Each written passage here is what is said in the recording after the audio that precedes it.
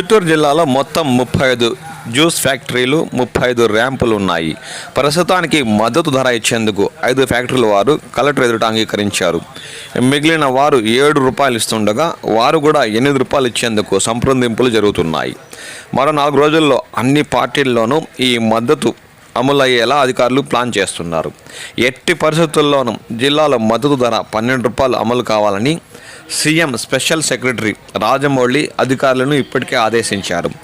ఈ విషయం ఆయన చిత్తూరు, తిరుపతి, అన్నమయ్య జిల్లాల కలెక్టర్లతో శనివారం టెలికాన్ఫరెన్స్లో ప్రత్యేక సమావేశం నిర్వహించిన విషయం మనకు తెలిసిందే. ఈ నెల 10 నుంచి జిల్లాలోని అన్ని ఫ్యాక్టరీలు తెరుచుకునేలా మద్దతు ధర ఇచ్చేలా అధికారులు సిద్ధం చేశారు.